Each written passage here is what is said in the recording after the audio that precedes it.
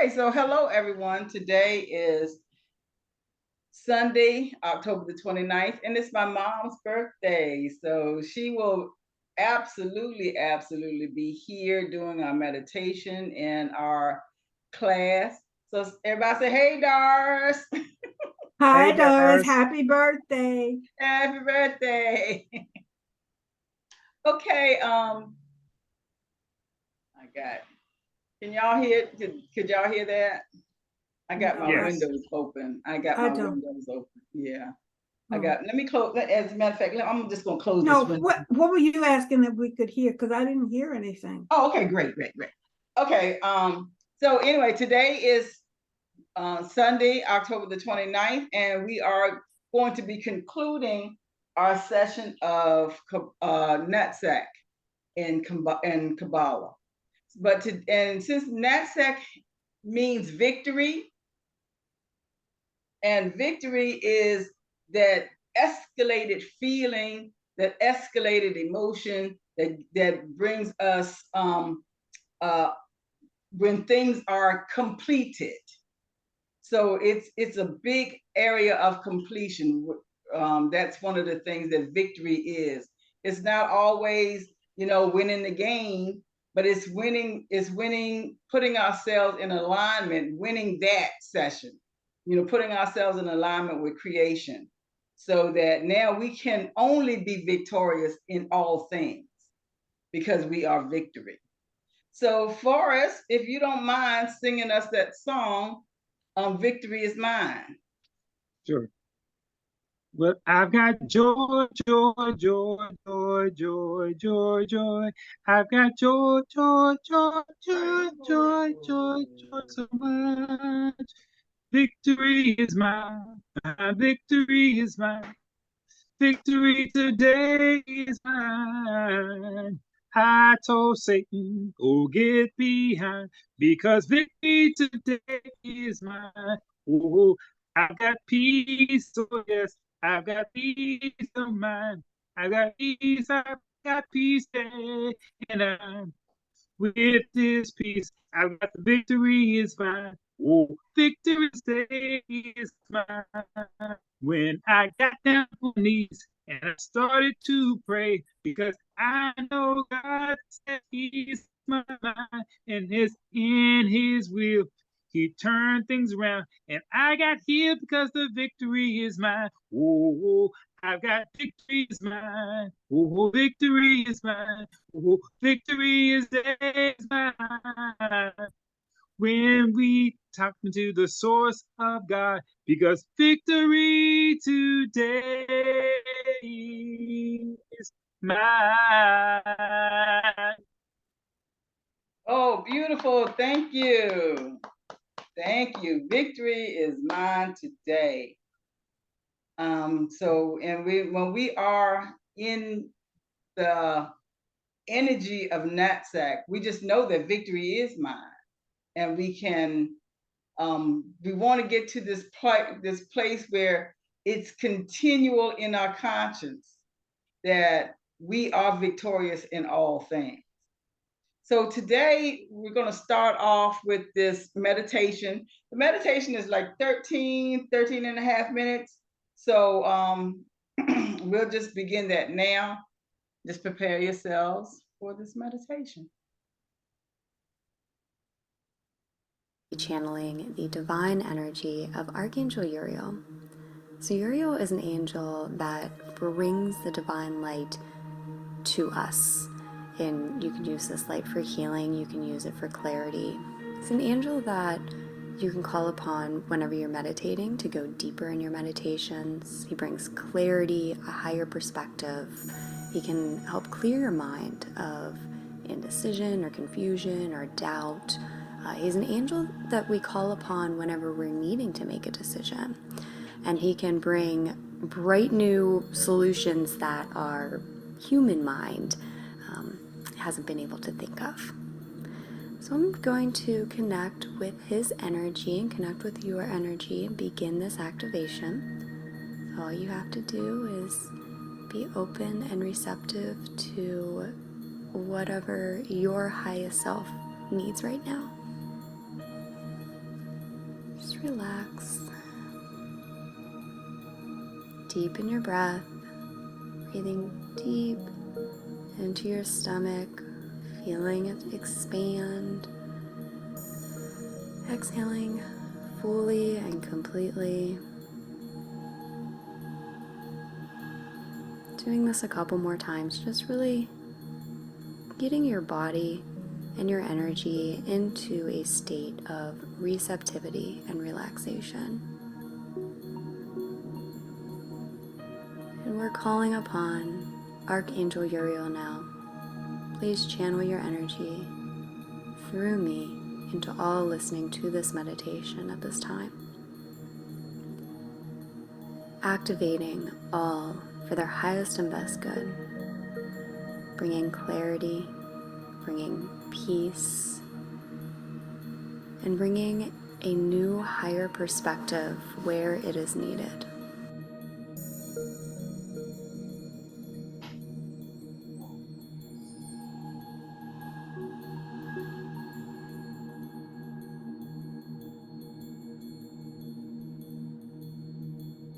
So he is bringing his divine light, he is shining his divine light into your mind now.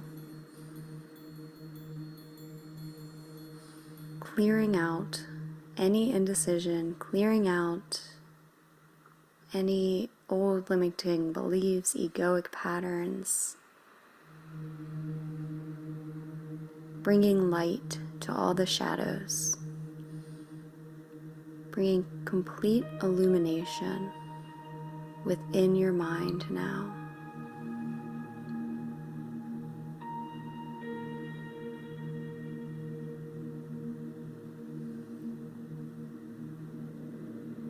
And his light expands throughout your entire body, throughout your entire being, merging with your energy.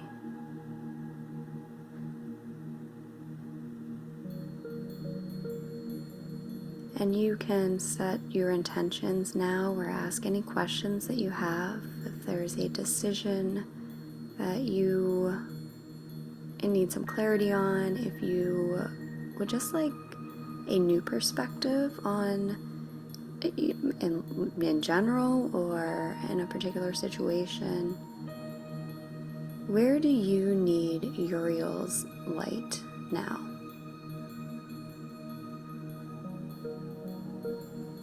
And if you don't have anything in mind, then just allow the activation to occur. And after, I'm hearing him say, after you set your intention or you ask him your questions, release all attachment with your mind, with your mental body now, and just allow. Breathe in, receiving this activation to the fullest. And our mind might still try to interpret certain things, may try and predict. Just let go at this time. He is encouraging us to let go of all thoughts.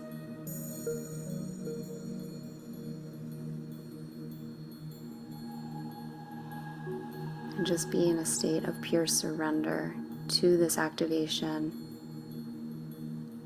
and this integration with his energy.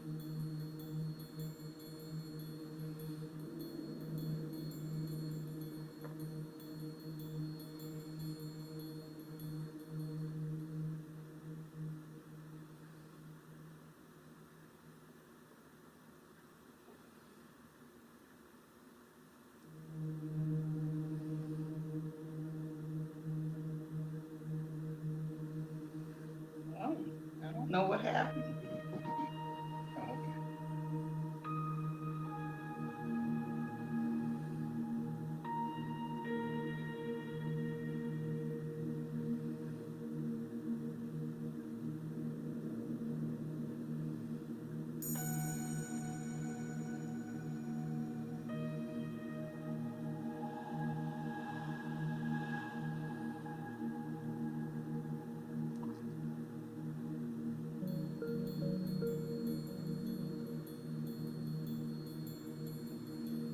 Many of us believe that a new perspective, new patterns or habits occur over time. They occur with diligence.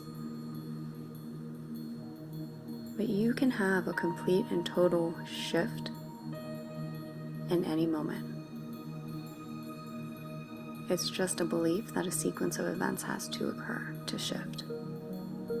Sometimes a sequence of events is necessary for our growth, but what I'm hearing from him now is allow a complete and total shift in this moment, and let go of all preconceived ideas of how this will occur, how this will happen.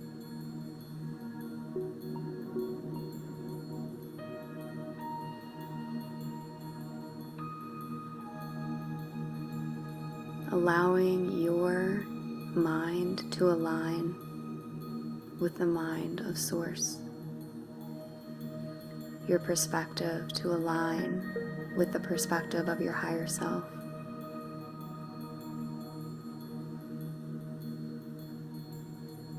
And your thoughts and your actions and your words all stem from this new perspective. They all stem from complete alignment with this divine energy.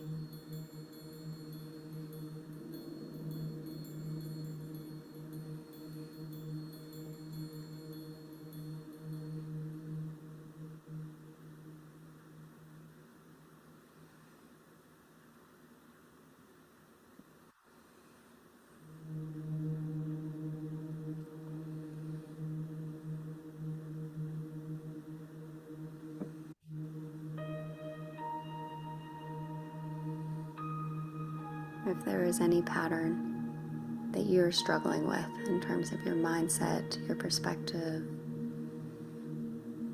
we ask now that Archangel Uriel shines a light directly on that.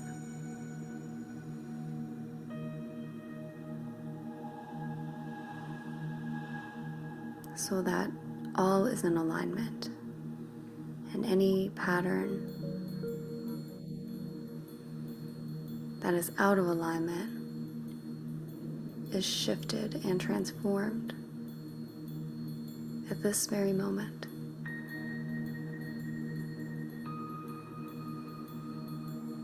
So that you are able to see yourself how God sees you, or who you truly are in all moments, and create from that state.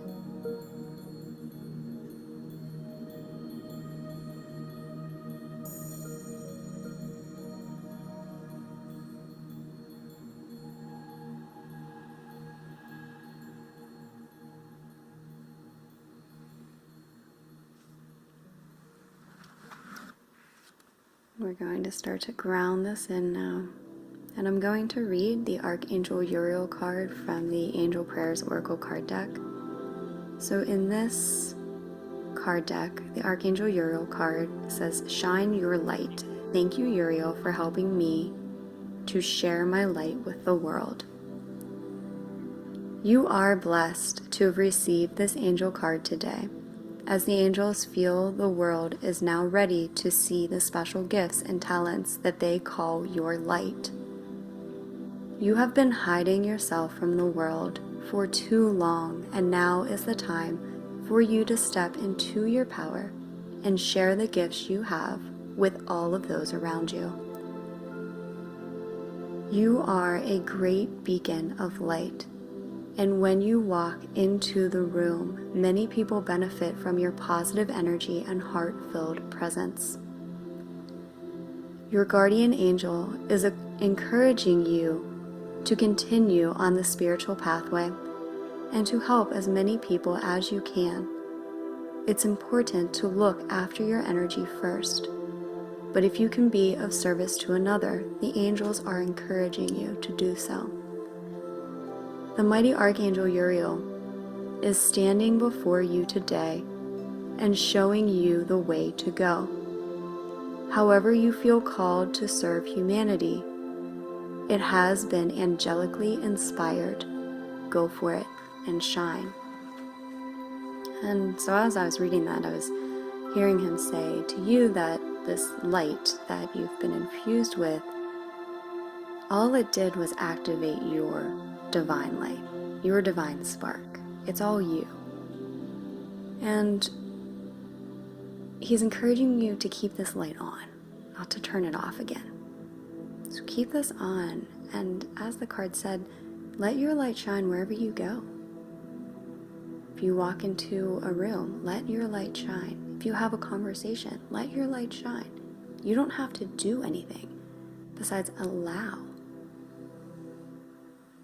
And stop hiding your light from the world. So you may even want to envision this today. Just envision yourself as light.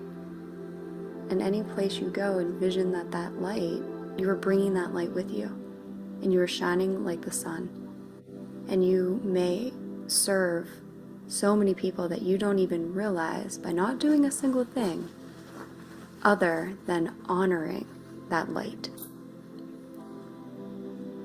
So we're slowly pulling the energy back now.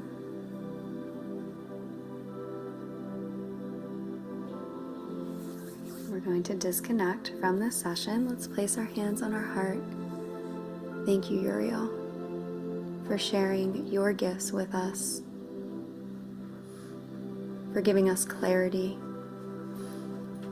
for helping us align even deeper with our truest selves. And if you have any personal gratitude you want to share with Uriel, you can do so now.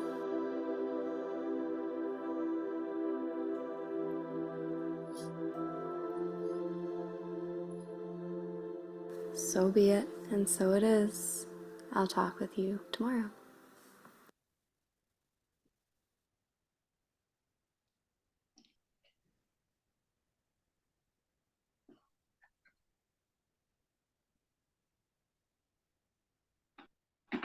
Try this 10-minute morning ritual tonight to reverse signs of aging. This new powerful face-lifting wand erases wrinkles and...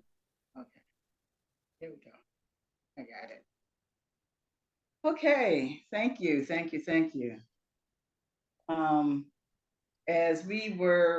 As she was indicating that the Archangel Uriel is the protector, or the umbrella falls under the on the Sephira of Netzach falls under the umbrella of the Archangel Uriel. So Uriel brings clarity. It brings that ability to sweep out all of those things that we don't need and to rebuild a new habit or a new pattern. Because most of the things that we do in life, we follow a pattern. So that's one of the things that we have been learning with Netzach that does in that Sephira of victory. One of the things that I kind of wanted to talk about, or just how did you all feel about that meditation? It was fantastic. I just felt a lightness about me. And it was so soothing, so peaceful. Yeah, very much. One of the things I got from it, because my mind was busy, because I was saying to myself, I didn't really listen to it like I would want to. I just saw it, but and I thought that would be great. And I was talking to myself, and then the pause came, and I said, wait a minute, did something happen? And as soon as she came back, she said, let everything go. And that was the thing that I realized, that I'm holding on to so many thoughts, so many actions going on in my mind at one time, so that it takes being in a meditative state that helps you remember that I can just let stuff go. I don't have to hold on to anything. What about you, Forrest? What were your thoughts? Well, for me, it was very soothing because I like light. But understanding that when I was talking about being the light, we were talking about I'm the light of God. I felt Mm-hmm. myself reminding myself that you don't always have to speak to let our light shine. So when we walk into a Exactly. room, someone say, "What's different about him or what's different about her?" Is because that's our light that we have that's shining through. So it makes me reminding to me that I am the light of God. Yes. Let Yes. my light shine so brightly wherever I go. Wherever you go, wherever we go, yes. And Mhm. that's one of the things that she was saying, and it that also affected me too. Is that one of the things that she had mentioned, and that the more I heard it, the more I said, okay, well, this is really for me. What am I hiding from? Is it anything that's inside of me that's hiding from something? Or am I, or is something hidden within me that I need to shine the light on? So those are some of the Mhm. things that I thought that were really inspirational from that meditation. Mhm. And that's one of the things that we learn in with Netzach, is that while we are um, while we have the light on us, we can receive and channel divine wisdom. And this is something that we work on a regular basis, whether we really realize it or not. Wait a minute, I'm on the wrong page here. Oh, that's because my book. I'm telling you, my book is falling apart. I don't even know where I am. I'm not joking. I'll tell you, I don't even know where I am on. Where's the half of the book? Where's the half of the book that I Take your need? time, you find it. I don't even have the half of the book that I need. I just had it in my hand. I'm telling you, y'all, what is going on here?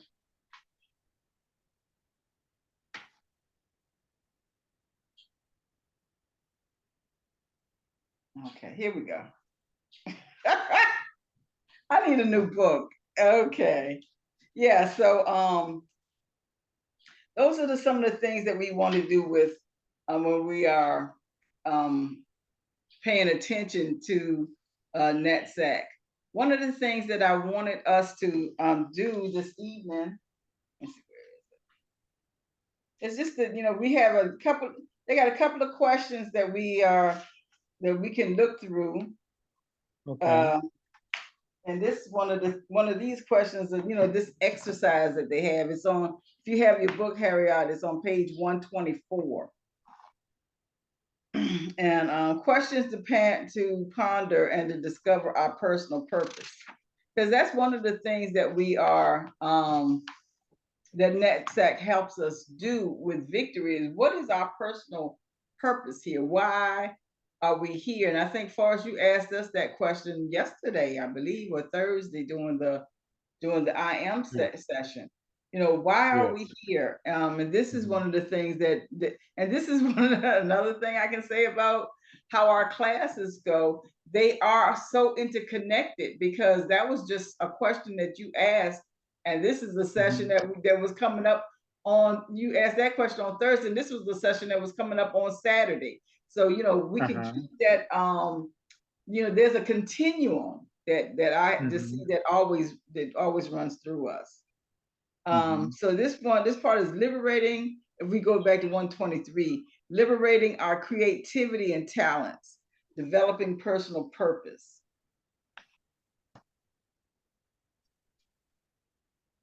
So yeah, but just some of the questions. I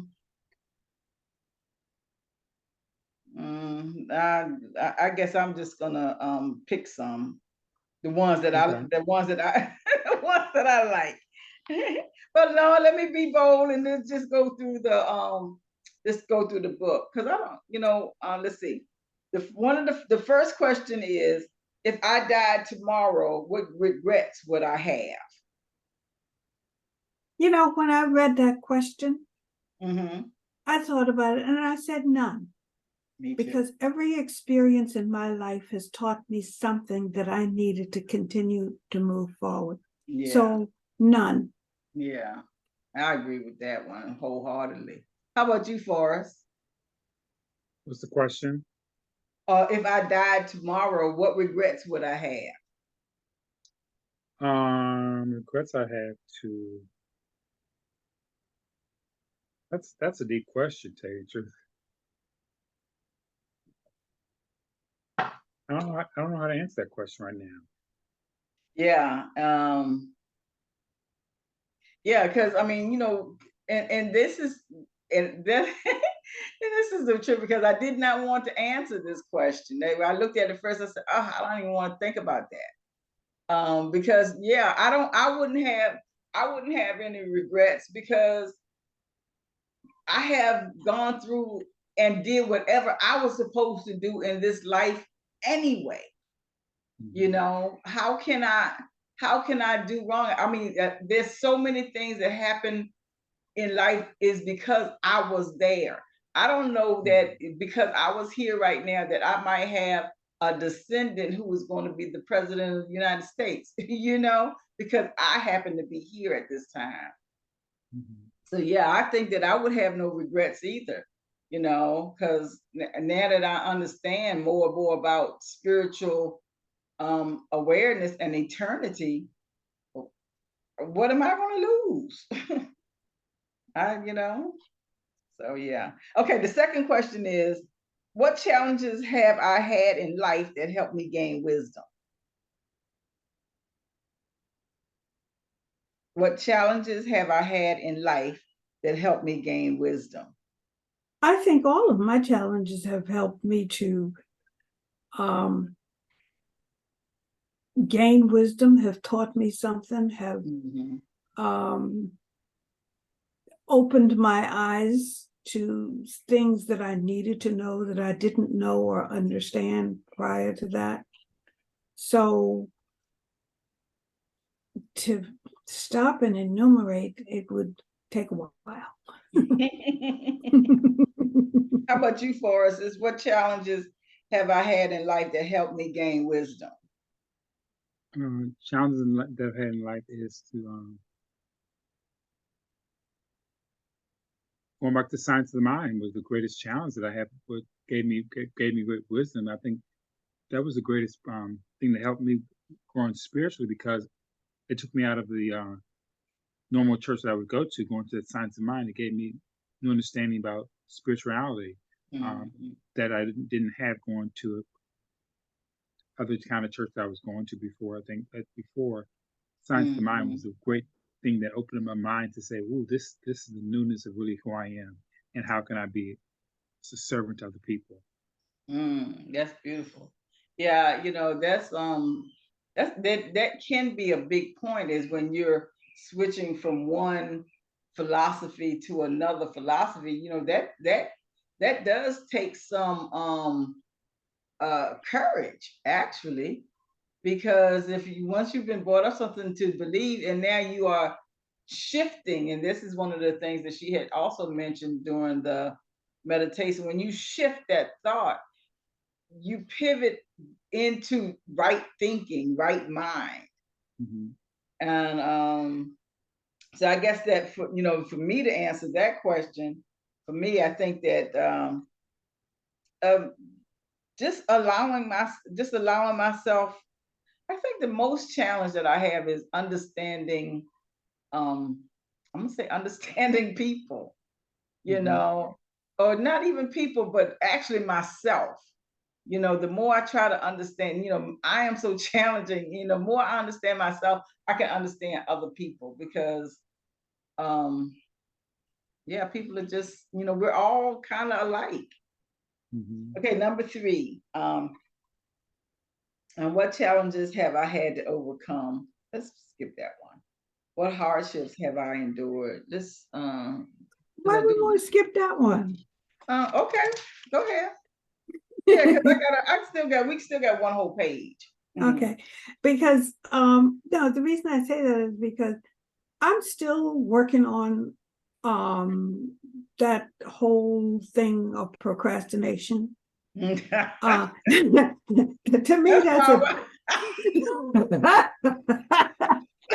that's probably I wanted to skip that one.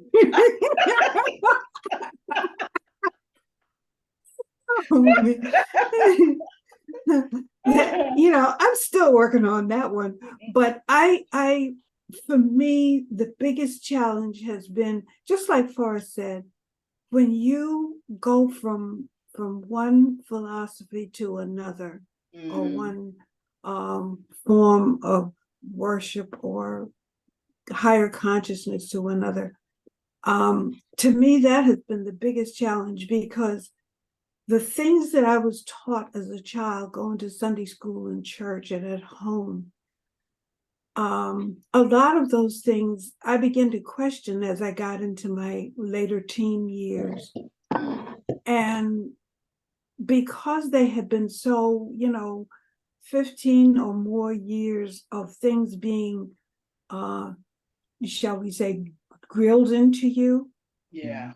I find myself even now,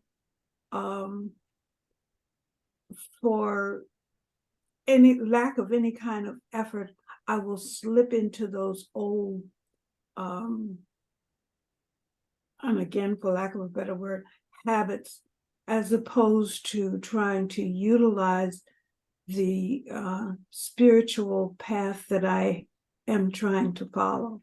Wow. That's precise. Yeah. Yeah, that's very Well, precise. Thank you. I'm glad can I to make hear. can I make a suggestion? Mhm. So right now I don't have a car, but guess what I did myself? I said, okay, Forrest, you don't have a car, so what does that mean? You got 2 feet, get out there and walk. So if I have to walk to the gym, I walk to the gym, and I walk to the gym. It's like, I am happy going to the gym, and I'm walking. So I didn't realize, even though I didn't have a car currently, and I'm going to have a car, but it didn't stop me from not thinking how I can change my mindset to say, "Oh my God, woe is me! I don't have a car. What? Gotta go to the gym." Instead of saying, I got 2 feet. Get up here and walk." And if it's a mile or 2 miles, it doesn't matter because I can do it. So I think that's what I can share with you, Harry, to say, I can do it. You can do it. So change your mindset to say, you know what, I can do it. I don't have to procrastinate. I can do it. So that's how it kind of helped me with not having my car, is saying, I'm going to the gym and I'm walking. Yeah. Mhm. Attitude does make a big difference. Let's move on to number 4. What hardships have I endured?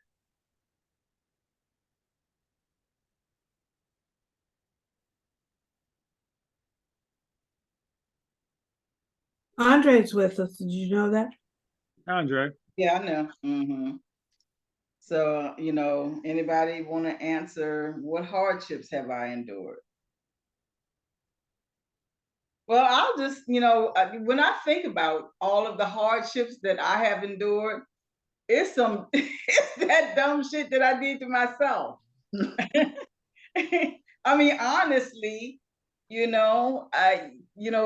either through money mismanagement or, procrastination, or, accepting, going to the left when I knew I should have went to the right. All of those are the things that, and so, but all of those things help me to be who I am today. So I'm not mad about it. Yeah, I'm not mad about it. Sometimes, the things that I may have done might have, a hardship that was created was, a salvation to me, because if I could have been able to move, it might have been a lot worse. So yeah. Anybody else on that number 4? What hardships I have endured? I'm just joining. Hey, everybody. Hey. Hello. I'm having a hardship this afternoon, morning, and evening. Yeah. So you must have enjoyed your party. I'm trying to find my eyes. So, but I agree with what you said, Penn. The hardships that people and a lot of us as individuals go through, we take ourselves through. Yeah, there's always and I that's why I want to say that yeah, there always may be a person of influence right there, but it comes to that crossroad as always, where either you have that choice to make a yes or a no, and we have a tendency of taking a longer way. Mm-hmm. And understanding, I don't think, and again, like when you said, I don't you don't have any qualms about certain hardships, even though that they were hard, and while you were going through it, it was hard, but it was something that you either learn from or you experience where you choose to acknowledge that I'm not going to do that again. And and that's that's a choice that's always given. It's always that choice that's given, that again, going back to the matrix, that red pill or blue pill, which one you want. Yeah. You know, and I think we all deal with that on a day-to-day basis. So like I said, I'm looking for my eyes. I found my ears. So my hardship today, right now, I'm looking for my eyes. I'm really trying to pull it together. What's gonna happen Okay. for you? Just keep trying, just keep trying. Water, um, water. Harriet, you or Forrest want to do number 4? What hardships have I endured? Looking for love in the wrong places. Mm-hmm. Mm-hmm. They'll do it every time. Very understandable. That's why I can't find one of my eyes.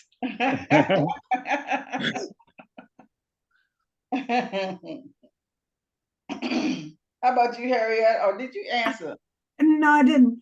But thinking back, I think one of the greatest hardships that I had to endure was when I was separated from my children's father.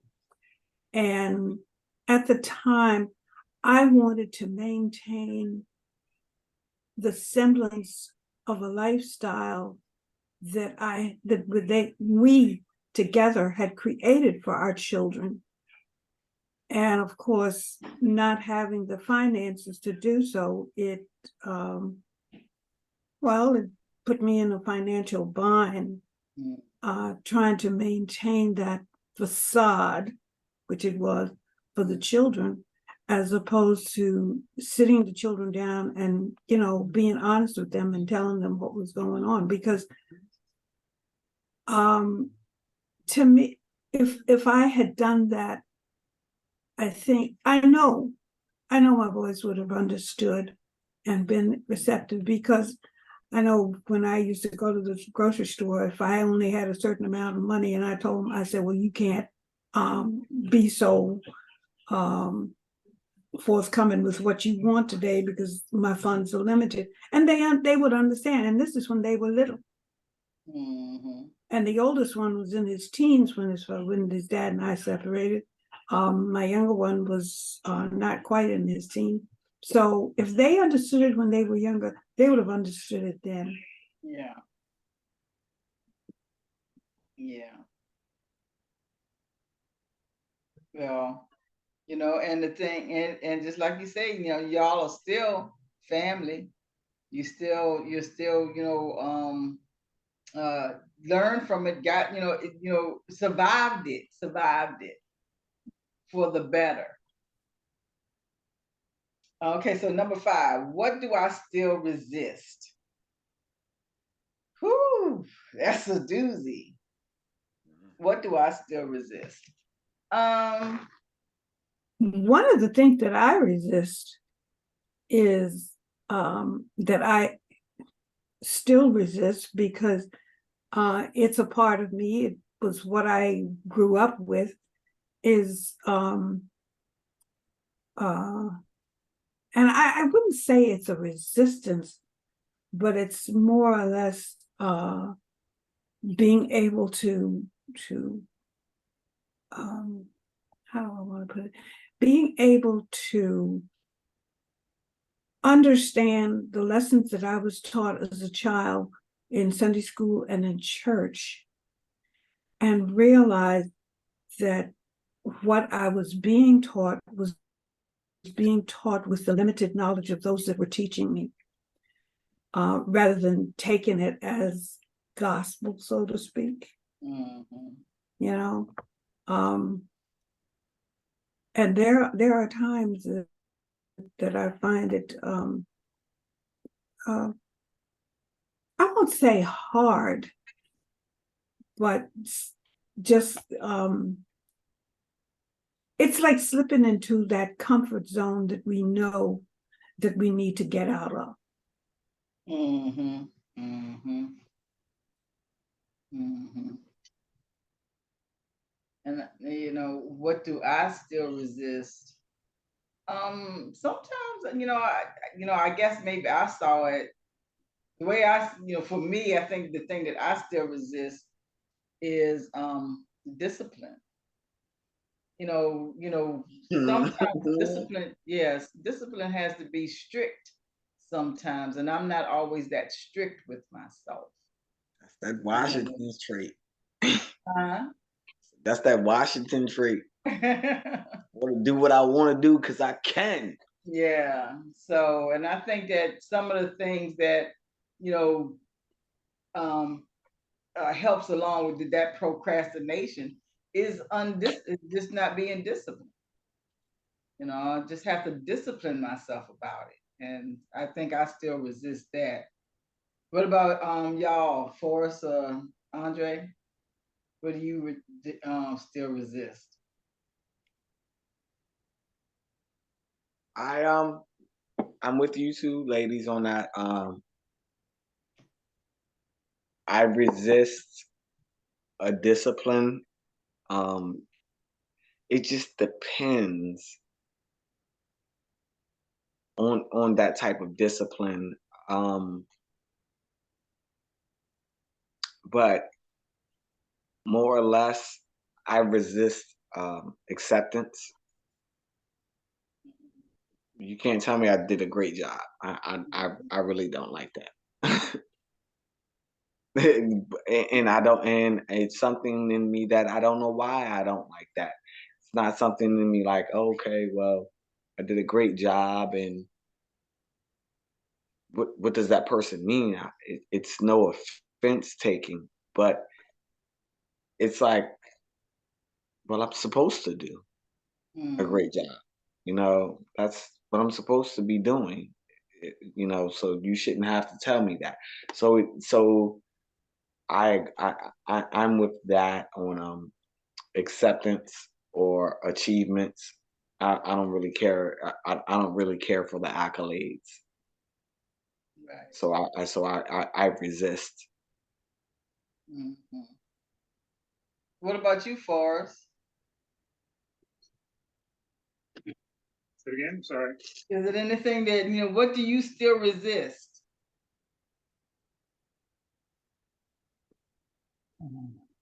Do you resist anything in your life? No, I don't. Mm-mm. Oh, okay. Okay. So number 6 is what have I learned from my experiences?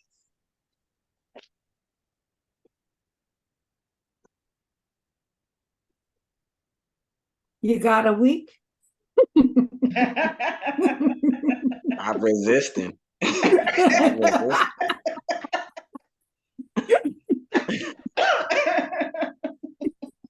We've all seen the commercial. It's like Nike, just do it. Yeah. Oh, man. Yeah, well, that's the same thing I say too. You know, but you know, there are some things that I have been learning, especially recently, ever since for these last couple of weeks with um where you know, especially things that we have learned in the Course of Miracles about that being that having that innocent perception. Um, I'm understanding so much more about myself, and I'm learning so much more because, like I said, you know, it was just a couple of days ago when I said, "Wow, I do like ritual," you know, and although I know that, and but there's always some type of angst that went along with it, you know. And then when I realized that, you know, when I am absolutely innocent in the thing that I do, if I'm not seeing any guilt, if I'm not seeing any shame, if I'm not seeing any form of negativity, when I'm doing this, now I am and I just learned that. I just learned that the other day. So if it wasn't for y'all, you know, I'm getting all teary-eyed now, but really, if it really wasn't for y'all, I'm not gonna say that I would not have got it, but I don't know if I would have um continued continued in it, you know, the way that you all are helping me now. So I know that was long. And what was wrong with it? But it, Because we're all helping each other. yeah, Mhm. yeah, yeah. I do agree with that. Anybody else? What have I learned from my experiences? Just be more open-minded about growth. Mm-hmm. Yeah. Yeah. Again, even though I said it earlier, and I was joking, but learn not to resist. Yeah. You know, it's we put ourselves in certain positions and in Mm. certain places and in certain times. Mhm. And a resist means that, and I guess can we look that word up, Miss Harry? Can we look up that word resist if y'all don't mind? No, no, we don't mind. Go ahead. Give While me you a do that, second. I'm going to grab me a little bit more something to drink. I'll be right back. Okay, give me a second. Mm-hmm. Go Okay. ahead. Y'all can chat, or do you want me to put it on pause? What? Okay. I think we're pretty good. I Okay. would, you know, we run and get drinks or something.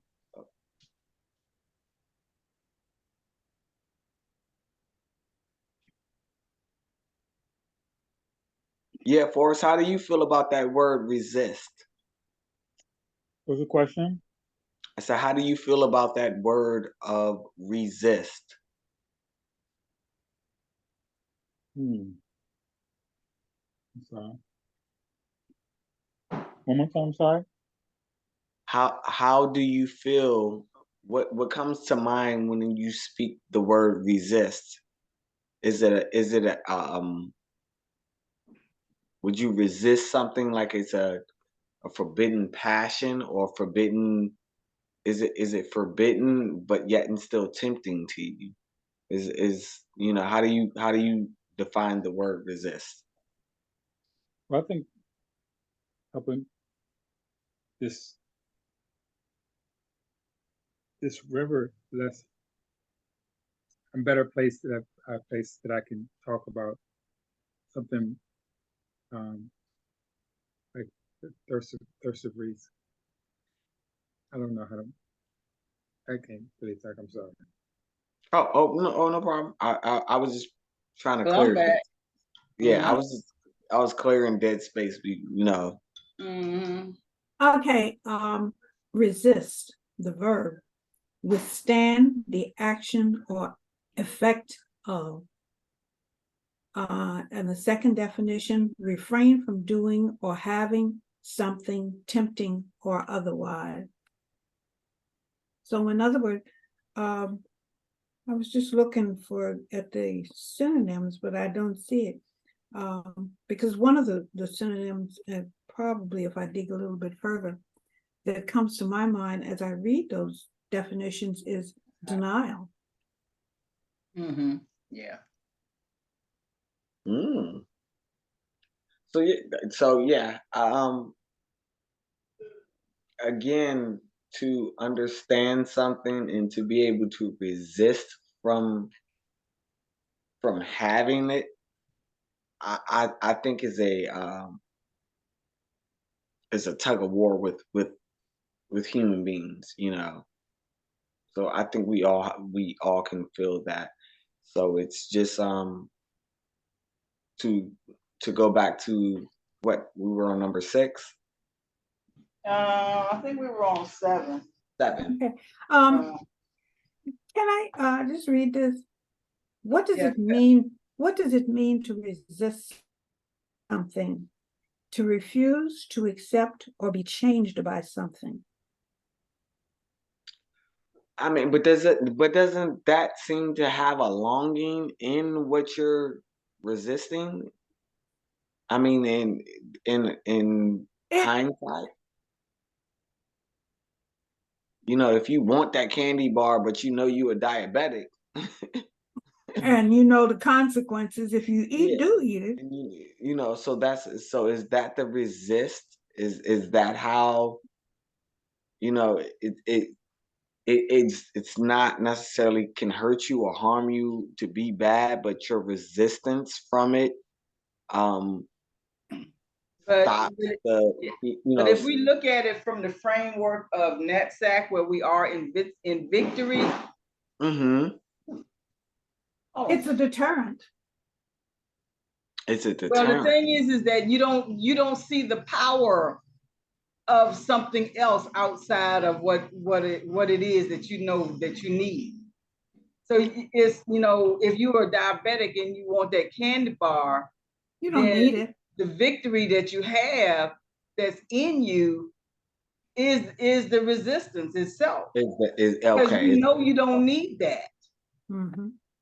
So, you know, so that is you know, the victory. That's the victory of it.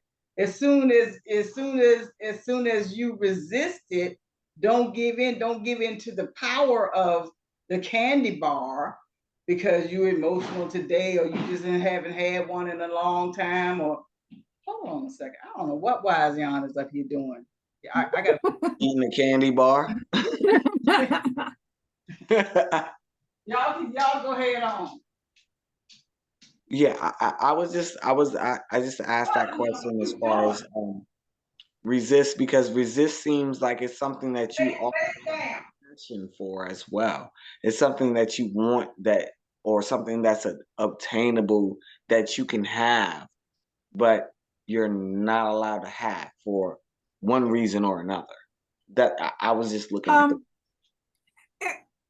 I also see it as you desire something, no matter what it is, whether it's an object or whatever, Mm-hmm. and for whatever reason you want that thing, and when you look at your financial situation, you kind of make some calculations and you figure, well, it's going to take me this long to save up the money to get it, or I can, like my mother used to say, rob Peter and pay Paul. Yeah, I robbed him last week.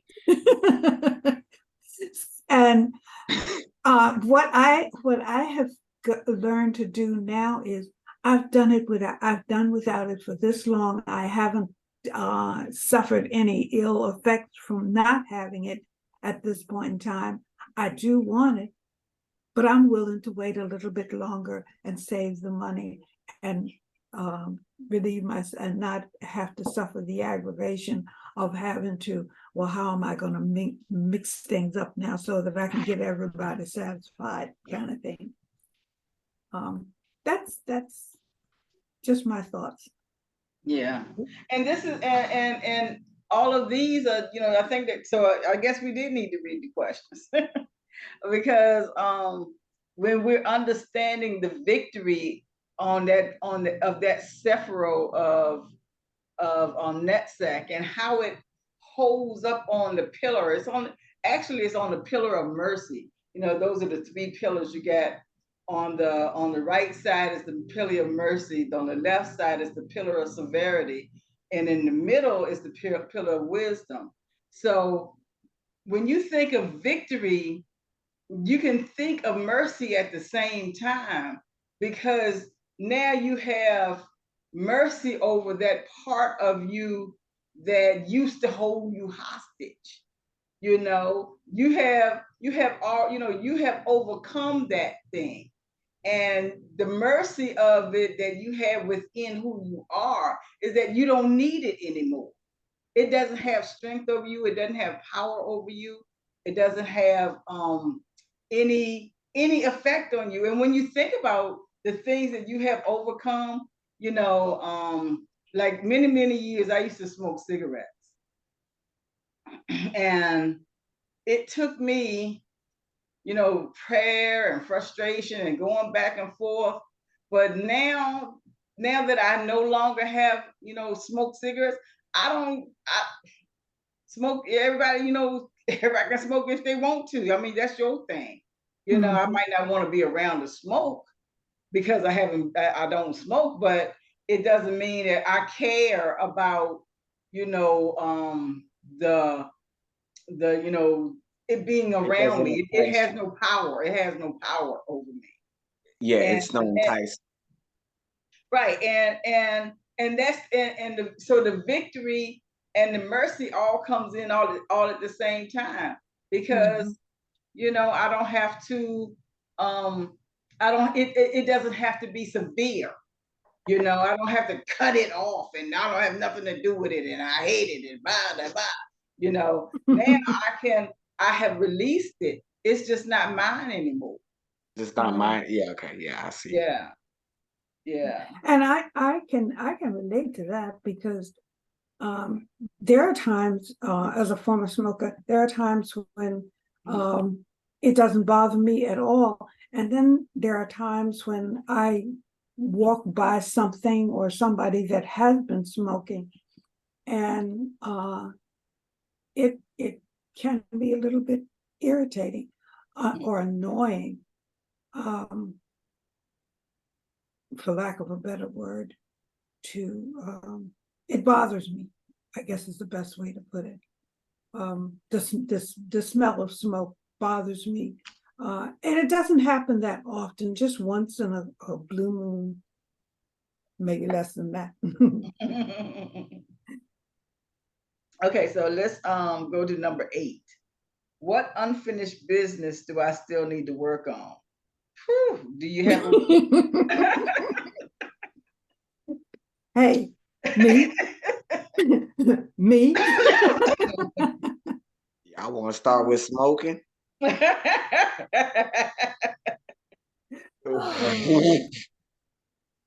So anybody want to start? Like I said, me. I'm unfinished business. Unfinished business. I don't really think. I mean, if you don't mind me, Miss Harriet. Go ahead. Go right ahead. I that's a good one, because when do you ever finish? When is business ever not conducted in any shape, form, or fashion? So, or the way that people orchestrate conversations, the way that they talk, the way that money moves. When is that ever finished? So I don't know. As far as unfinished business, do I think I can complete everything in this task on this planet that I ever wanted to do? Yes. But it goes back to number 3. that discipline again. You know, can I complete everything? Yes, I can. There's nothing in this world that's stopping me from doing it but me. Right. Mhm. So unfinished business, again, I agree with Miss Harriet on this one. The only unfinished business you got is you. Yeah. Like, Yeah. you know, you gotta get over your own ego. You gotta get over your own hump. And, you know, you got to get over that hump. And so I kind of see it from that point of view. If we get out of our, I mean, for a lack of a better word, and to shut me up, if we get out our own, if we get out our own ways, Mhm. life will be Mhm. so much easier if we decide to do that. If we discipline ourselves to do that, just to get out your own way. Right. Mhm. Well, I'm jumping on that piggyback right there. How about you, Forrest? Listening right now. Okay. Number 8. That was number 8. Number 9. What type of vacations do I like to take? Wow, that's a shift. Thank goodness. Yeah. Right? Because we was a little deep. We was deep.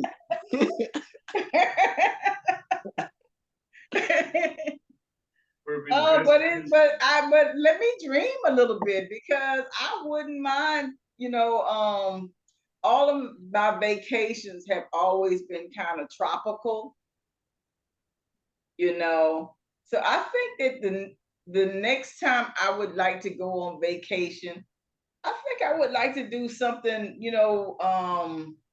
like in a city somewhere, just to move around at a faster pace, and just to see what that environment is like. So yeah, yeah. I think that would be a kind of fun vacation for me, and that would definitely be stepping out of my comfort zone. Say that again. I say it would definitely be stepping out of my comfort zone. Oh, okay. Yeah. How can we how can we create that environment for ourselves? So say that again for us. Yeah, the question was what type of vacation do you like? Is creating that environment in your mindset. Say, I'm living my best life now. Oh, so you already on your vacation. Yes. Well, for me, it doesn't matter whether I'm on a cruise, cross-country train trip, or whatever.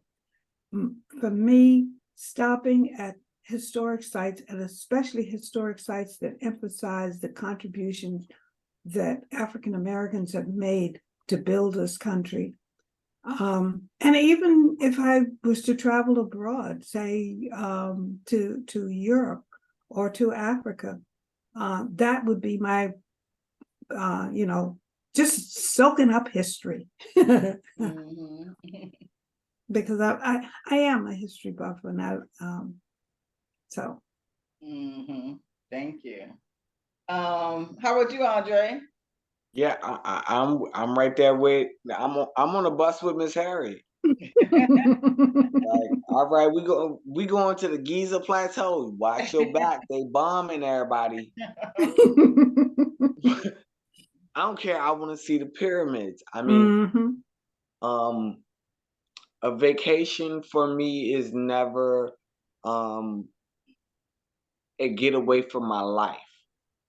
I don't Mm, ever think I don't ever think I can get away from my life. right. But Mhm. just a quick pause to say, you know, this this is cool. You know, Mhm.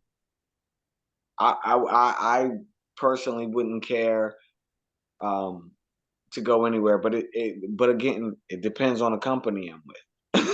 Mhm. So that's me. It depends on the company I'm with. What vacation you want to go on? Like, so I can't see a vacation with me getting away from my life and going, oh no, I'm just putting all down, and and just put it all down and don't care about it. I can't see it from that point. But from a breaking point, so I guess I also agree. I guess I'm also piggybacking with Forrest on that one too.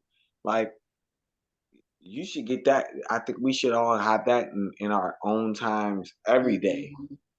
So whether it be you watching the news, or you and your lady getting together and watching Jeopardy, or on a weekend you get with your friends and y'all hang out.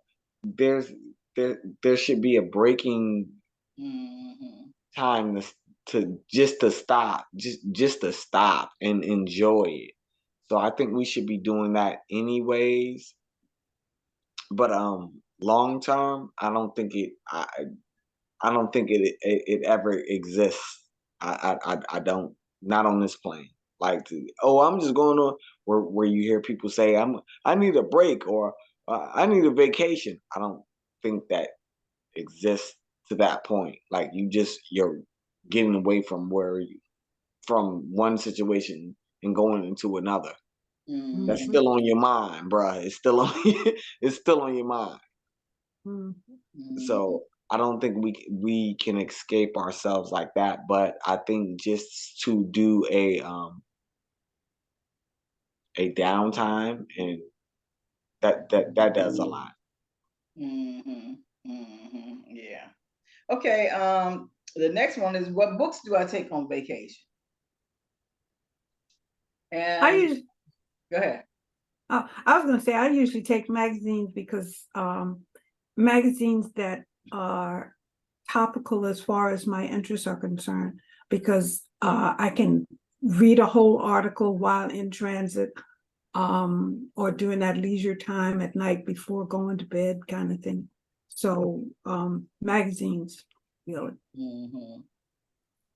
I know whenever I travel, I have like a whole book, whole giant thing full of books. And I usually have some Bible, some kind of other thing. I might have some a fiction book that I don't read. But I usually have a whole, pull my back out of so heavy. I probably should have checked that for real, But right. anybody else? What kind of books? What books do you take on vacation? Can I answer the question? Uh-huh. Zero. The last thing on vacation is reading. Only thing I'm going to read is a recipe or a menu. Going to be on vacation. So the only thing you're gonna read is a menu. That's the closest I'm gonna get to reading. I don't know. The last time I actually had to travel, I took Wiccan with me, and the Wizard of Oz with me. Oh, That okay. one, and I just took that story, and I got really really deep in it. But I had 12 hours to be on a bus. Oh wow. So I ain't had nothing else to do but read or look out the window. But they, I don't, I've never really thought about that, but I did enjoy the book. I usually travel with music so what would you say? Can we rephrase the question and say, what music do you take when you travel for vacation? Oh yeah, that's a good question. Jazz. Jazz. I usually, I usually have some type of up pace 70s music. Yeah, some up pace. Yeah, mostly 70s, but a lot of R&B up pace. Yeah. Cool. How about you, Forrest? If you are traveling, or you are not in your immediate comforts, what music are you looking to hear? House music. House music. Yes. House music. Mhm. That Yeah. music gets me going. Well, It you is know a what they spirit. That's right. you know what they say, right? The second game that we mostly played as children was house. His house. But yeah, that's cool. I think that question is a little bit, because I think people travel more with music than they do books. Oh, I know I don't. You know, I mean, as far as listen, I travel with books, yeah. I you don't, know, yeah. But I mean, that was a good question because not everybody travel with books. yeah, And Mhm. all accounts of how you traveling, because I got sometimes, if I'm driving, I got books and music. Mhm. you know? yeah, yeah. Yeah. I think that's, Yeah. I got both. it's always a journey, and I think between, no matter wherever they both combine, whether it's be a book and you have a time to sit down and enjoy a book while you're on a bus or on a train or on a plane, or you're watching a movie, or you're reading, or you're just listening to music. Mm-hmm. I think Mm-hmm. I think that journey. I think we all prepare ourselves for those journeys. I'm more or less. I get on the bus and I play Marvin Gaye. Yeah, okay. Uh, Mhm. just very it's very easy, just because you can look out the window and just Mm-hmm. listen to the melodies and listening to the words, and just seeing everything pass you by, so you don't have to do too much conversation. That's the bus. Right, right. Okay, let's move on to number we got two more questions. What are my creative talents? Another shift. I love beading, Mm. working with beads, wire, and threads. I can get absorbed in that, and time can just slip away. Yeah, and then you're creating whatever jewelry, yeah, Mhm. adornments. And that is something that humans have always done. Mhm. So knowing the crystals are, you're already understanding, the crystals, where they, how they are, what they look like. Mhm. How about you, Andre? What are your creative talents? I don't know. Uh, Um, aren't you a writer? Yeah, I was gonna say. yeah, Okay. I love the, but I run. I mean, it's reaction with me. I really don't know. It's personally, I don't know.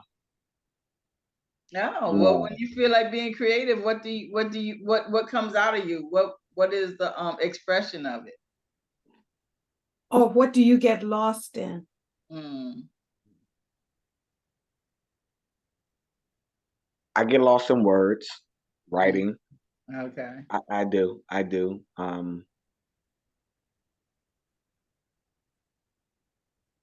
That's. I think that's the most close personal thing I can do.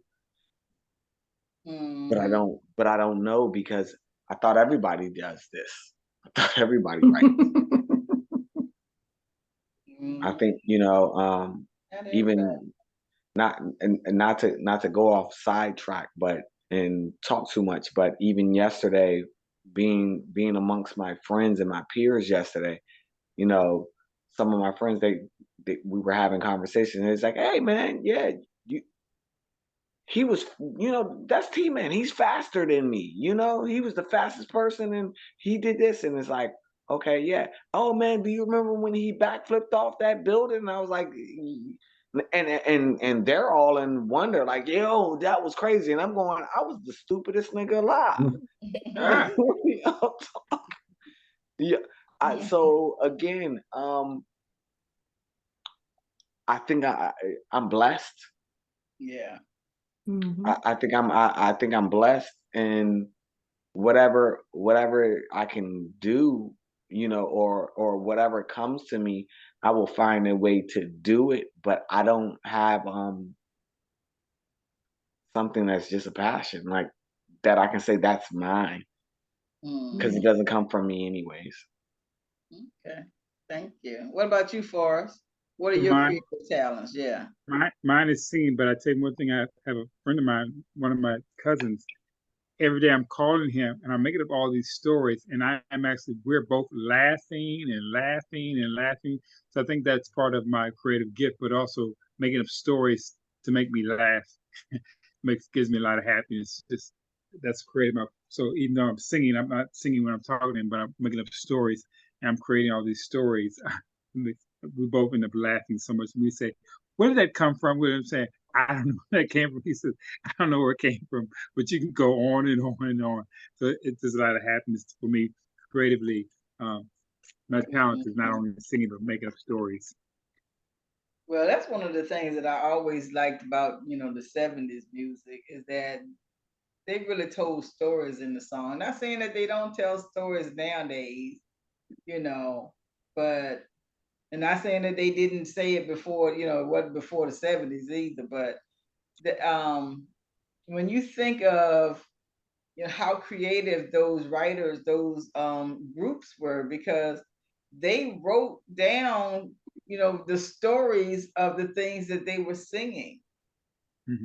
So so that you can tell stories and sing at the same time, that's like what songwriters do. Yeah, and Where not songs only come just from. and Yeah. not only just write it down and just can say I can keep the tune, but can express it. Yeah. You when you listen to music, as well as again, not to leave out literature, you can feel the passion of the words that are being used, or you can hear the melody, and you can hear the ooh. I mean, it's nothing like hearing Michael Jackson say "Shimon." You like, yeah, Shimon. You know, you like you can identify with it, Yeah. and I think people can. I think that's something that I think again we're all gifted with. We just don't really, you know, we are either afraid or we just don't know how to express it. hmm and the final question here is, what do I love to do creatively that's totally absorbing? And now that's a good question for me. Because most of the time, well, I would say for me it's cooking, because I like to be creative. I like to be creative when I cook. I like to cook, from recipes or cookbooks or um yeah, so and I do, and I like to chop. So I do become absorbed in that. I like to chop. Yeah. What about anybody else? What do I love to do creatively that's totally absorbing? Well, Harriet has always told us about her beading. Is Thank that you. You just answered my question. I didn't mean to take the words out your mouth. No, fine. That's fine. No Always, problem. yeah, always comes to archaeology. I love history. I don't Yeah. mind getting my hands dirty and digging in the dirt. just to understand. Mm-hmm. I'll never stop asking that question. Where the hell am I, and how did I get here? Yeah. Gotcha. And what about you, Forrest? I think for me, just create, like I was saying, with these phone calls that I make every single day, I'm actually creating stuff daily and it's applying in my life, because that brings not only him happiness, but at the end of the day, we're both end up laughing and cracking up, having a good old time. So I know if I don't have a lot of friends, quote unquote, I know some people that I can call that to tap into, just to put a smile on my face and make me laugh. So by the end of the day, I'm laughing and having a good time. So I think that's part of what I'm enjoying doing in my life today. Well, that's cool. Well, I just want to read this little last part, little segment of the of this of Netzach right here. Taking the first step at living our dream. Living our personal purpose means taking small first steps, both personally and professionally, and then letting things evolve. If we have an inkling of what we want to do but are not sure, we can put ourselves into the environment in which we think we would like to work. Many of us don't really know what we want until we start doing it. Then if our heart goes into the doing, he knows it's right. Sometimes finding our purpose comes via the process of elimination. We need to take action first. And then they have some little suggestions back here. It says, if you think you would like to teach but aren't sure, volunteer as a teacher's aide. If you would like to paint, then buy paint, set up the section of your house as a studio and start painting. If you like acting, take a drama course. If you need education to pursue a particular area of expertise, look into schools that fit your schedule and budget. And last one is, if you have an expertise in some particular area, start offering workshops for yourself. And then, so those are just some suggestions that as soon as we get rid of something, to plant something new, if we see our lives as a garden, we have to work it. We got to take out the weeds and plant new things and put in fertilizer, so those are the things that we have to begin to do with our life. Take out the old and put in the new. I don't know what I just did just then. Y'all can't see. Oh, we can't see anything. Everybody's got their camera off. The last little bit here is about the path between Netzach and Cough. And I'm gonna turn my camera on for a second so I can show y'all this. See it. It's if you can see this, see where that line is right there. No, what's it This say? is I can't find my finger. This is Netzach right here. It's just backwards because of it. So this is this is Malkut, Yesod, Hold, and Netzach. And this little black line right there is what is the Hebrew letter of Kof. So that's the pathway, and Kof is it has two opposing qualities, life and death. The letter Kof corresponds with the planet Venus and the day of the week, Wednesday. Its direction is up. The sign, so the sign for the letter Kof is the palm of the hand. It is symbolic of the creation of something special, of potential and authorization. Oh, I'm sorry, of potential and actualization. Kof is the first letter of the Hebrew word Kavanah, intention. Oh, so the word Kavanaugh means intention. Oh, okay. Kabbalists teach that many obstacles come our way to keep us from reaching our goals. We need Kavanaugh intention along with deep devotion to overcome them. To do the internal work of sticking to goals by improving willpower, focus, and direction. Meditate on the letter Kaf. And all of those things sometimes, and that's something that I always know. But I think I overthink it, and that's the thing that makes me procrastinate in doing it, because I gotta do it right, and I gotta do it this way, and I think I gotta do it this way, and what if, let me check the book again, and am I doing it right? And if I put that much pressure on myself, I'm just speaking for myself, y'all.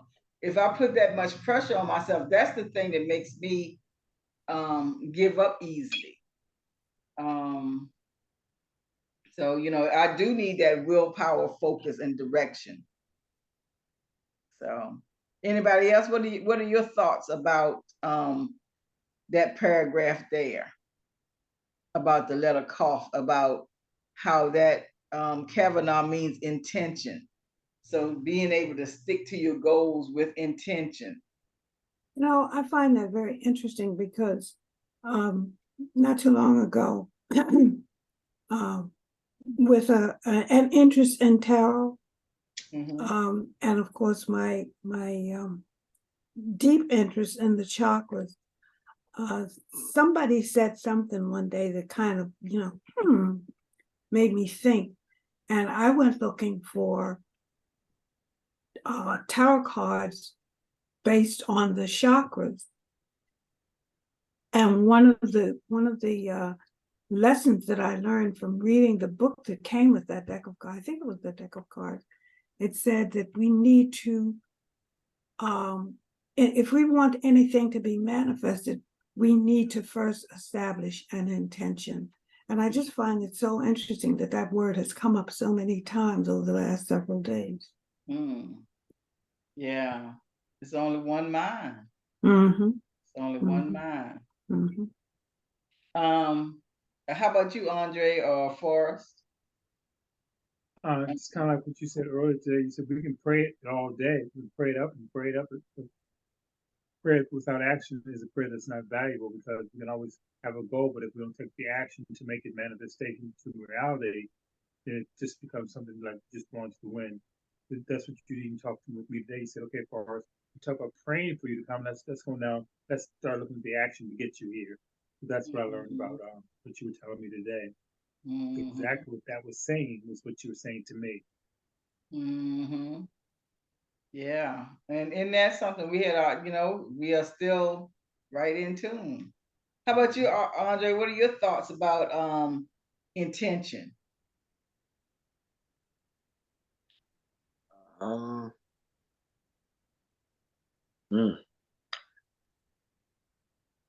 It just depends.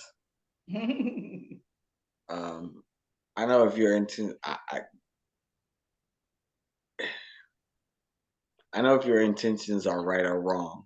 Again, it's my choice whether I choose to feed into your intentions and give it power or not. If it's for the best and it's for the better of intention, and I'm just speaking individually. If it's best, then it's for the greater good, of course. If it's for to help you and your loved one, of course. But if your intentions are false, it's very easy to see them. And most intentions that are false that you can see usually have to do with that person or another agreeing, disagreeing, or combining other individuals together to make that whole again. So again, I'm back to that one individual that can combine and make 5 or 10 or 50 million. And that causes a more internal punch. So intentions to me are told by who you are in general. That should be that's your first nature in general. You should come with do no harm. But like again, we're speaking of different things when how we're looking at it. So my thing again, like I said, with intentions, you should first come with I do no harm. Right. Yeah. Okay, well, I kind of wanted us to end up with our excuse me, end up with our meditation. I mean, our ceremony. So if y'all would, hopefully, I don't know if y'all can see this. I was trying to figure out how it's gonna work. Can y'all see my table? Yes. You can see it? Yes, no. Yes, yeah, Maybe I need to move it back a little bit so y'all can see the whole thing. Okay. Yeah. So this is how I want it. So this is how I normally do my rituals or my ceremonies. Let me get a pen. I mean a light. And I just wanted to show you all so we can all create our own ceremony. So do y'all want to put your cards out or set up your little altar space? I'm gonna put it on pause for a second. I think.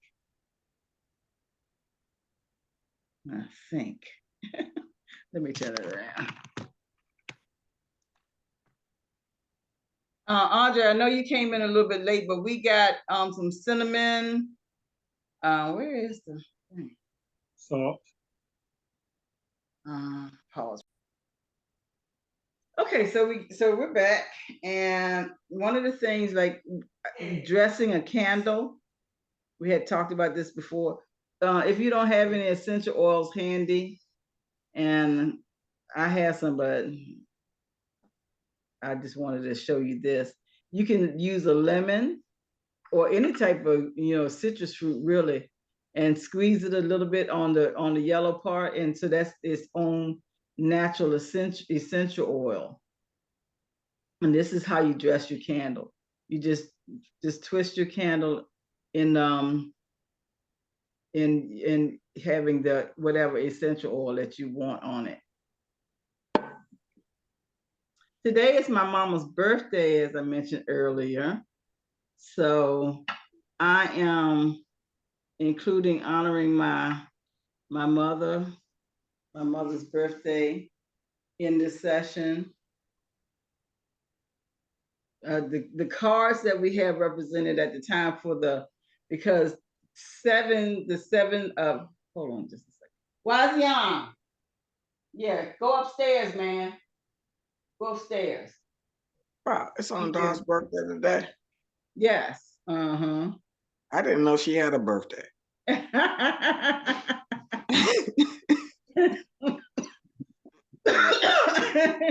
it amazing how when we're grown, we notice that the people who are around us, I don't ever remember her having clothes. That she was just her. I remember on Dar's birthday. I thought when God said, "Let there be light," she said, "Hold on."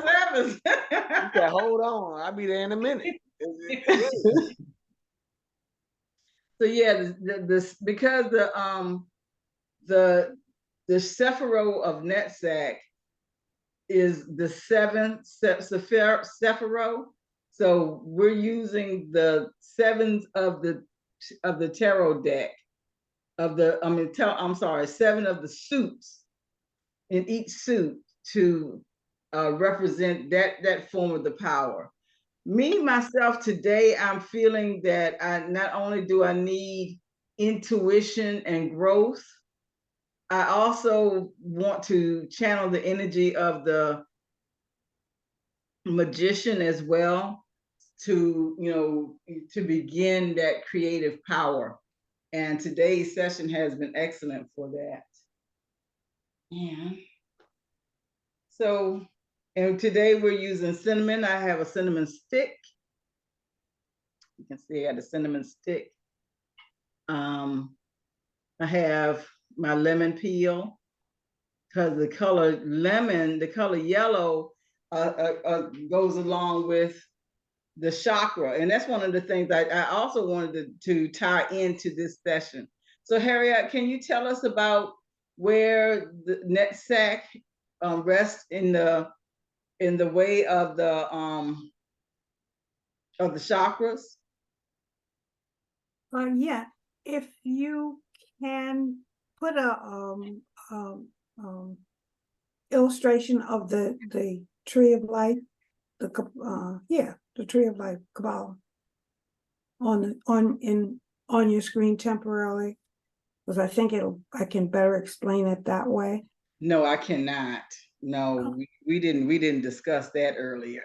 Oh, okay. Yeah, okay. That would take some time to do that now. Okay. No, I was just taking, they'll find the tree of life in your book and just put that up there. That's Oh, maybe you can put it on your book, because I got it. I got the screen so that you can see this now. Okay. Yeah, can you find it in your book? Put it up in your book. Let me see if I can find it real quick.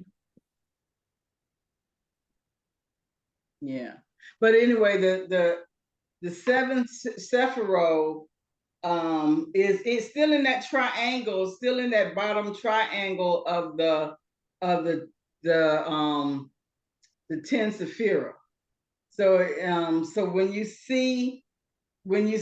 got Netzach, Hod, and then you go down to Yesod, that's in the middle, and at the very bottom there is Malkut. And all of these are kind of represent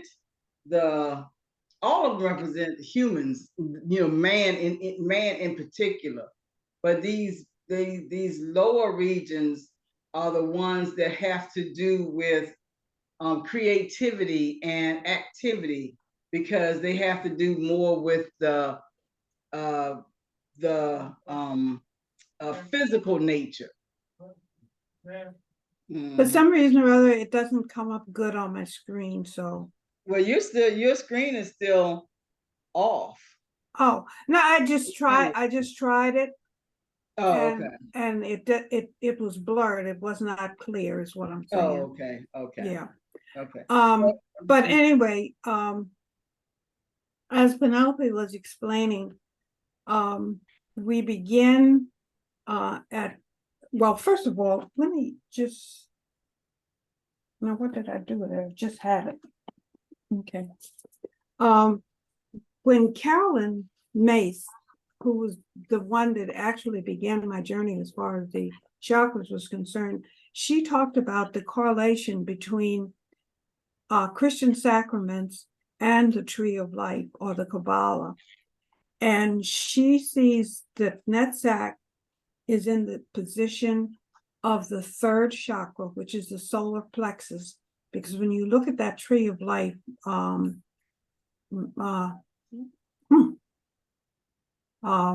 what's the first one? Malkut. Malkut, yes, thank you. Malkut is in line with the root chakra. The next one up, I think, is Yitzhak. No, the next one up is Yesod. Oh, Yesod. I had the Y there. Anyway, that's the equivalent of this sacral chakra.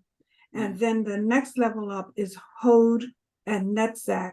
and they are aligned with the sacred, with the solar plexus. The color of the solar plexus is yellow, and this is why Penelope is emphasizing yellow as far as what she's talking about. And let me find it in my book so I can read it to you guys. Give me a second.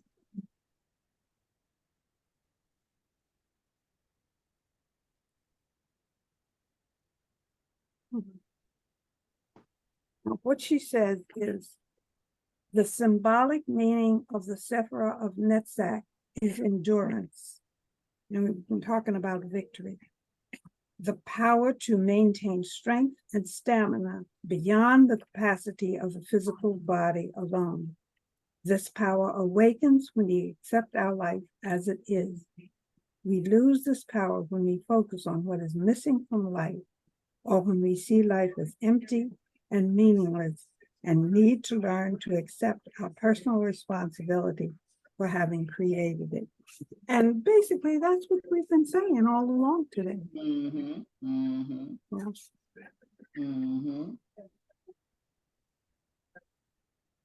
Thank you. Mm-hmm. And so then I like to light a candle. So I'm gonna light my candle after it's been dressed. And I have the green candle. The green represents Netzach.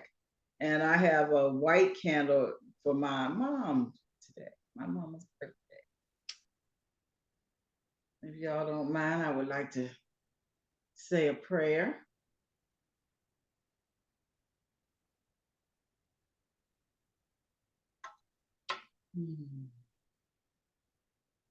Let's just sit back for a moment, enjoying the bliss of the Sephirah Netzach, understanding that victory is ours. It lives in us. It is us. And that is the main part of our understanding and our connection in source. That we are its creation. We are its victory. We are its salvation. We are its wholeness. We are its principle. Everything that it is lives in each one of us. And as we allow ourselves to be whole as source is, to let our minds be clear, have the clarity of thought, have the clarity of reason, we can be reflections of that source. And as we allow ourselves to be connected to the pillar of mercy, understanding that in each victory, there is a mildness. If there has something been hard fought in our consciousness or our reason or our lives or our awareness, we immediately know that mercy lives in and resides in us.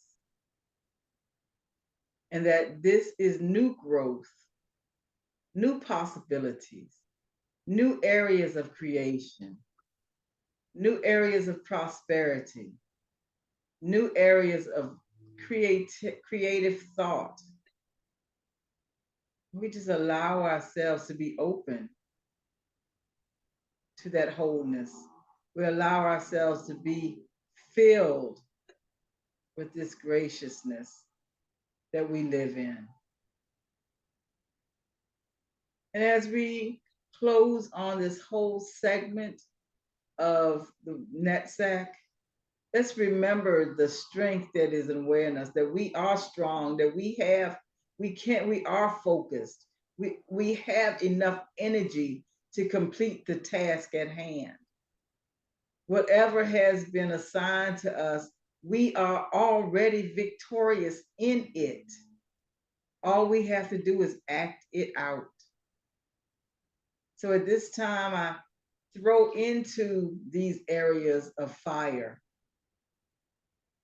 my need for procrastination, my need for fear, my need for not feeling worthy. Those are things I cast into these burning flames because I no longer need those things. And I already am victorious in being energetic and having all of my all of my tasks accomplished. Not having a feeling of anything that is not in alignment with creation. And as I understand more and more, I am so thankful, so grateful for this opportunity to learn this where I am in my life now.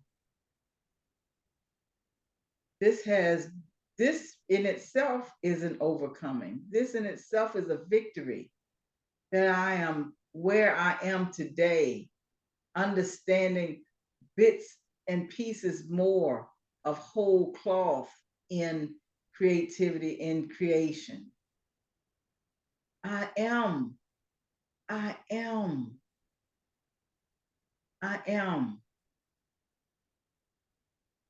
And as I know that this glory that rests in me as victory is something that shines in me like the brightest light. The light that I am is perfected more and more each and every time, forever. And as I hold on to this concept of gratitude and thankfulness, these are things that I can release all of that energy into this manifest world, knowing that yes, my light shines brightly and I keep it reflected from creation. Yes, I am aware that the goodness in me is a direct expression of creation. Yes, I know that each and every breath I take and every exhalation just moves more and more in the flow of creation, allowing myself and all life around me to be a part of creation. And as I move forward, knowing that all of this is being released into me, I just open myself to all that awareness. I just open myself up to being an open and clear channel for the expression of source, for the expression of essence. I know that all of my steps that I make, no matter where I go, I will allow the expression of creation itself to be there. And as I remain in this place, I know that in my nation, my country, and this world is benefited because I know what I know at this moment. And for that, I am so thankful.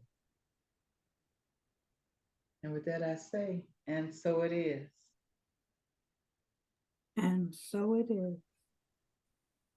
Well, thank you much. I'm going to allow my candles to continue to burn. I know we ran over just a little bit today, but I kind of anticipated that. So what did you all get from today's session, and how can you apply it to your life? Well, for me, this was a beautiful session. It started off with that wonderful meditation, the discussion of the Netzach, was to me enlightening, eye-opening. And of course, that final prayer, that was beautiful. That was very, very comforting. And thank you for that. Thank you. How about you, Forrest? Well, I enjoyed the group today. I enjoyed the meditation also that you did. That was great. And it just gave me a lot of peace today. And I'm going to apply that to my life, that I can just live my life with more happiness, no matter what. Just be happy. That'd be I can apply wonderful. that to my life. Yeah, what kind of, I'll be able to see you like from Georgia, Forrest, and Forrest be more happy than he is. Forrest is always happy. It's the mindset. Yes, Mhm. yes. So when you wake up, you say, "Woo, I'm happy." It has to, what you put out comes back. Yeah, thank you so much. And for me today, I am so thankful that I got to share this part of myself with you, because it's not that I have been hiding it, but it is something that I have always done in secret. So thank you all for allowing me to share this part of who I am, and allowing me to be more honest and more on my path. I just thank you. I just thank you. Well, that's it for today. And Thank you. I think, and tomorrow we don't have anything tomorrow. Wednesday we have A Course in Miracles from 5 to 6:30. Thursday we have I Am in the Morning from 11 to 11:30. We have Flight from 7 to 7:30 Thursday evening. Really good book. I'm looking forward to getting to that. That's 7 to 8:30.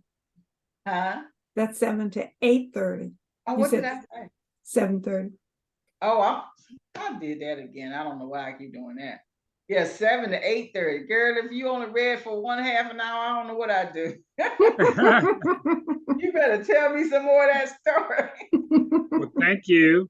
Yeah, and next Saturday, which will be what we said, the 4th? Did we say it was the 4th, right? I think so. Be November the 4th. We will be continuing in the Gospel of Thomas. Yeah, the Gospel of Thomas. So that's it, everybody. Thank you all so much for today's session, and I love you all. Love you too. And see you later. Bye later. all. Bye. Bye.